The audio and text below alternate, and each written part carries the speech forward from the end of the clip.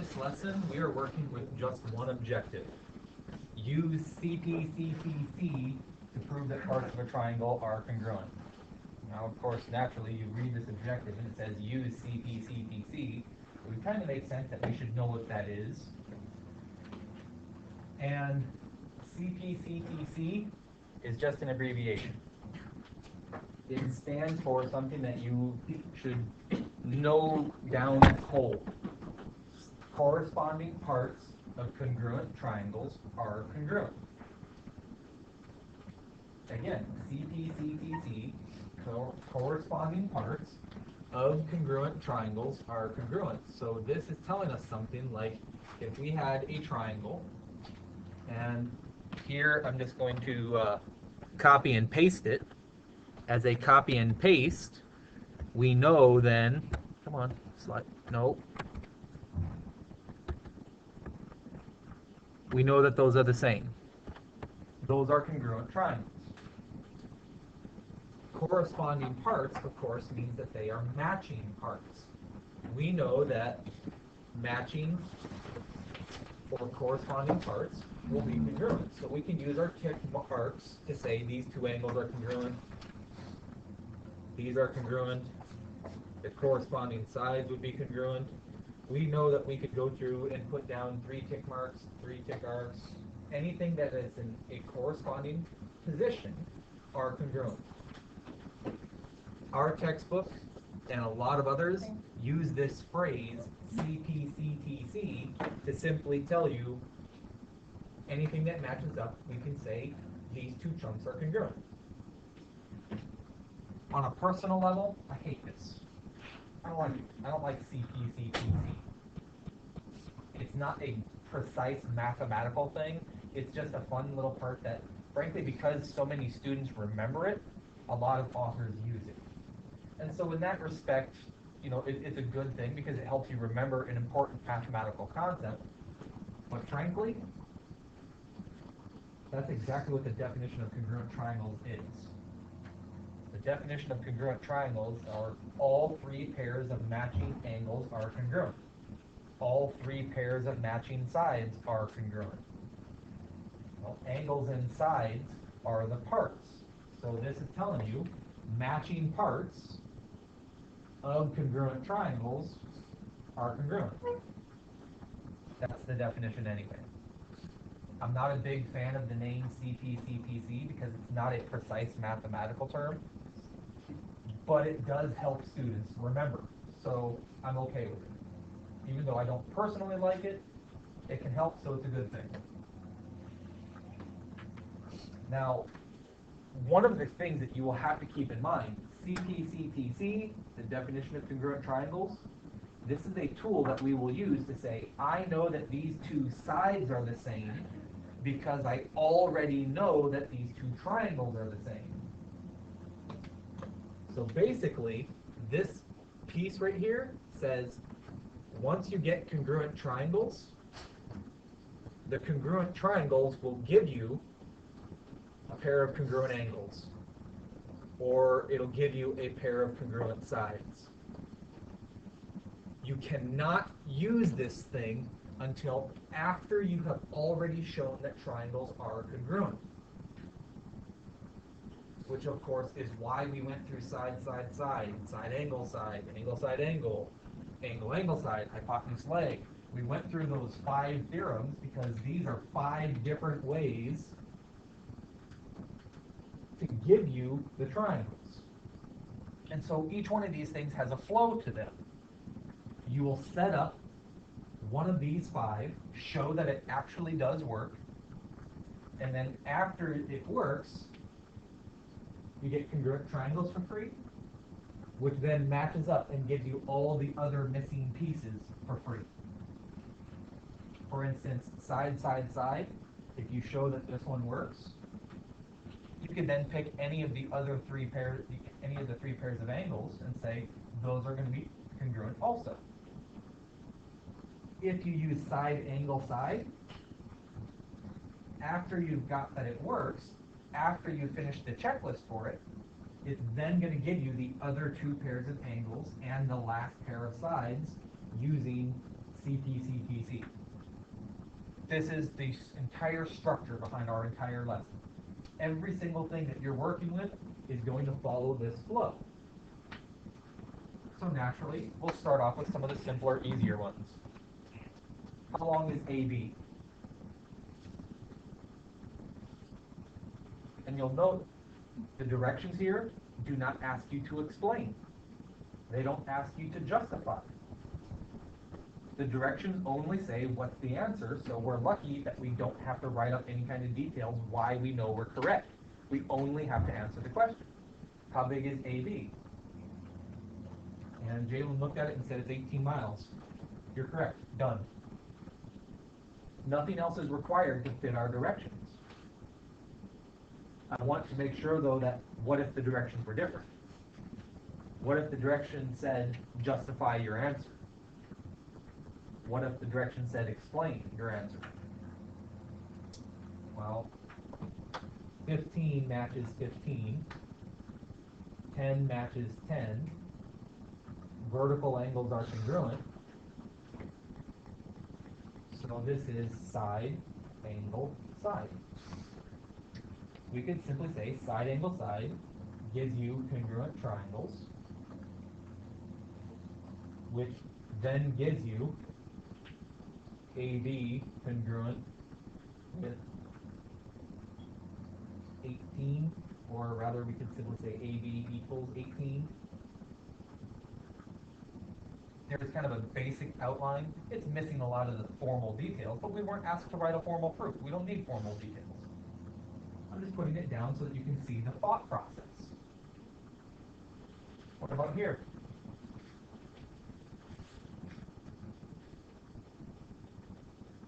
Basically, it's the same problem.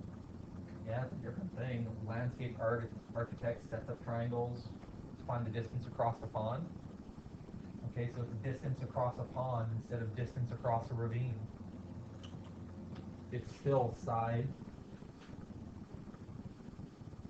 angle side, side 19, vertical angle, side of 30, side 19, vertical angle, side of 30. Because it's still side, angle, side, done. Just 41 feet. We know that those triangles are congruent. Because the triangles are congruent, matching parts are the same. Done. Now, of course, simply looking at a picture and looking at it and recognizing the corresponding parts and then writing down a number, that's the easiest type of problem that you'll encounter. We will, of course, have to also prove things. We will use this Cpctc in a proof. So, given this information, why is it that we have our proof statement? Well, let's notice what we're being told. YW bisects XZ.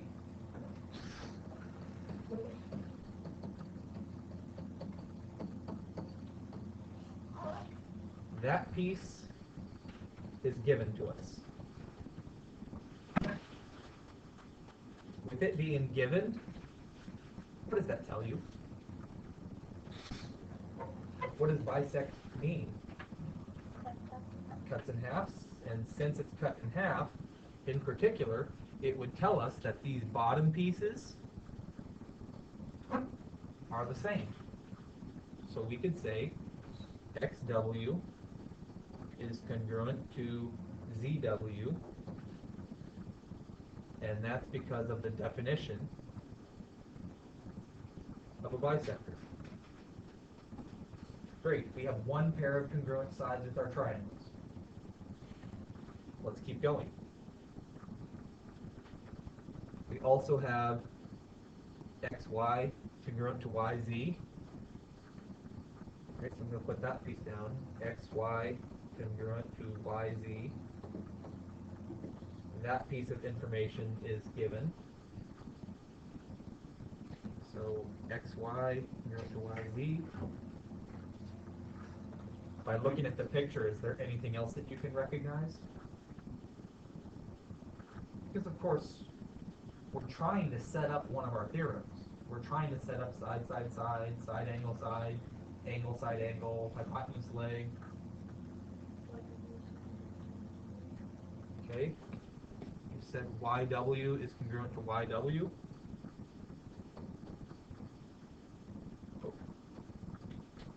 And that's, of course, the reflexive property. And so what we've noticed then, we've got these three pieces. Which one of our theorems do they make?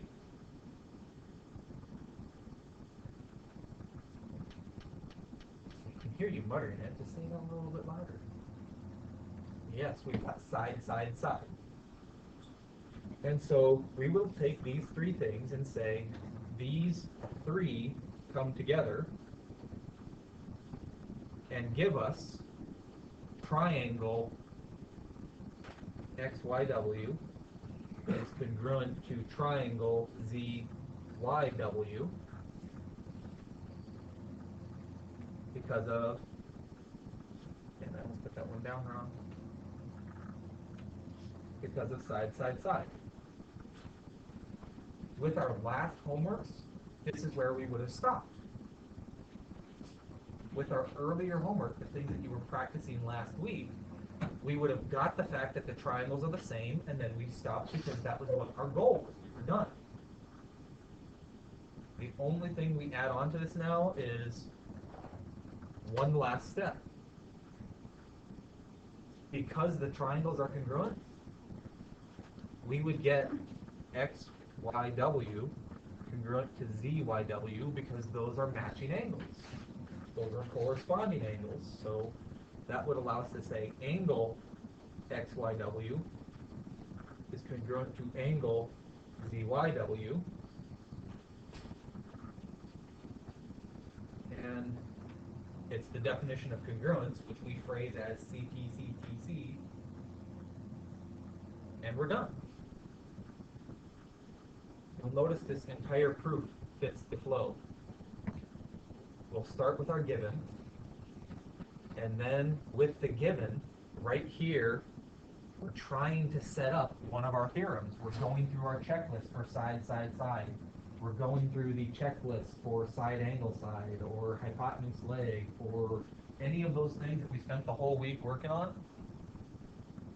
That's one of our 5 theorems that you're going to check out. Which one works? That's where your strategies come into play. Once you've got it, that will give you a congruent triangle, which then tells you whatever piece that we're actually trying to get today.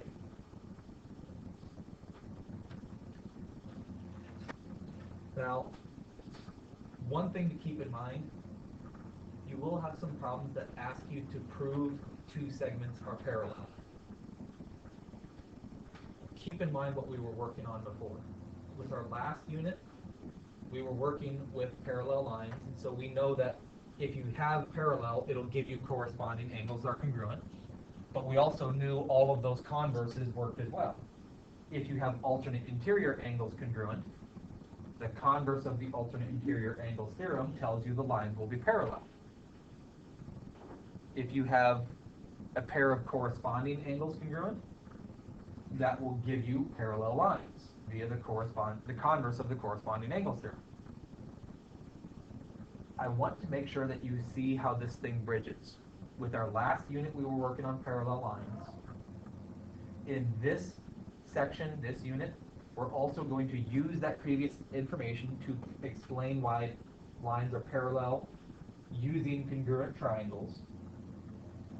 And with our next unit, which gets into polygons like parallelograms, like rectangles, we are going to then take this skill that we're about to practice and use it to explain why is it that this thing is a parallelogram.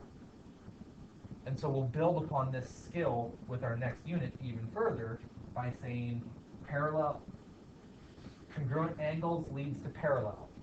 Parallel leads to shape. For instance, we can look at this particular picture and say, this looks like a parallelogram, right? In the future, we would actually go through and say, here is a proof why I know it's a parallelogram. We will build upon the things that we're doing right now. Our goal now today, though, is not to explain why this shape is a parallelogram. It's to do just one thing. Why is it that these are parallel? And we know if we can get alternate interior angles congruent, alternate interior angles will give us parallel.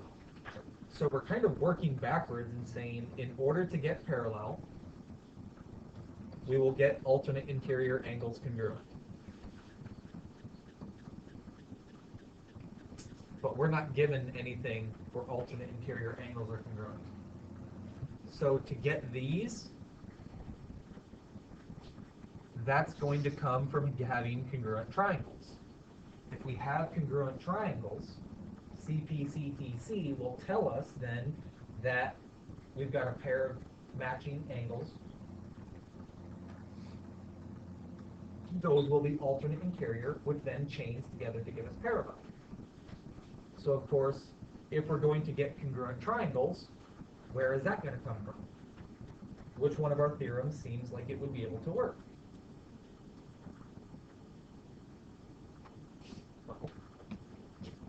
That's where you need to build everything. You figure out which one of our 5 strategies works, and then it's just going to flow through the whole chain. One of the theorems works, which gives us congruent triangles, which gives us congruent corresponding angles, which gives us alternate interior angles congruent, which gives us parallel. The whole thing starts with us first being able to make one of those 5 work. So let's start planning it. Which one? Is side, side, side going to work? Well, let's see what we've got. We have angle N congruent to angle P. That piece is given. We, of course, would have a shared side. That'll give us one pair of congruent angles. And so we have, right now, just from the given, an angle in the side. If we could get one more pair of angles, we'd be able to set up either angle side, or we could set up angle side angle, just depending on where that angle falls. But we still did not use the fact that NO is parallel to MP. That set of parallels is going to give us an angle. Which pair does it give us? Well, right here, we have a set of alternate interior angles. Alternate interior angles will be congruent. So when we look at these, identifying the order, we have an angle, going to an angle, going to a side. This will wind up being angle, angle, side. And so now we just have to write up the details. It's worth noting, all of the stuff that I've put up on the board right now, this, of course, is the most difficult part of the entire proof process. It's creating a plan. It's recognizing the information you have and seeing which piece actually connects to create this entire flow.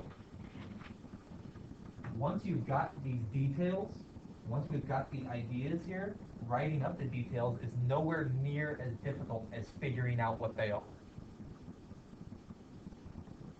We observed right off the bat that angle N is congruent to angle P as being given. That was one pair of angles. We observed right away that OM is congruent to MO as a shared side by the symmetric property. That gave us our pair of angles. We were able to observe that NO being parallel to MP was given, and as a set of parallels, the alternate interior angles theorem gives us, and we could just say it was those two angle NOM congruent to angle PMO. Please notice, first pair of angles, first pair of sides,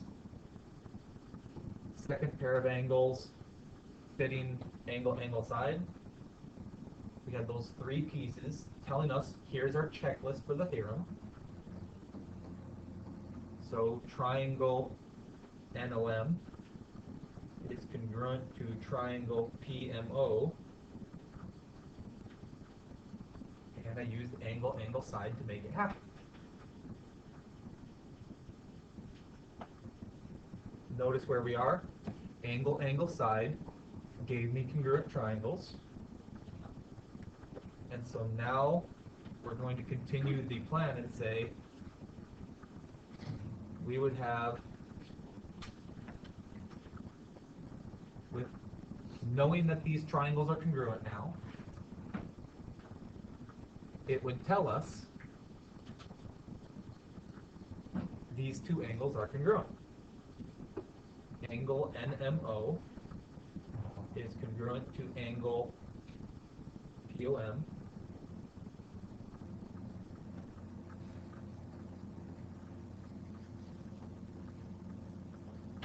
by Cpctc, officially the definition of congruent triangles. And where that connects to us, we were trying to explain why is it that these two segments based on the lines would be parallel. Well, we've got parallel lines. We now have alternate interior angles congruent, so we could finish it off and simply say MN is parallel to OP because of the converse of the alternate interior angles theorem.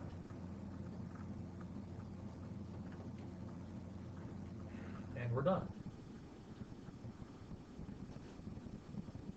Writing up the details is basically just going through and saying, I figured out why all this stuff works up at the top.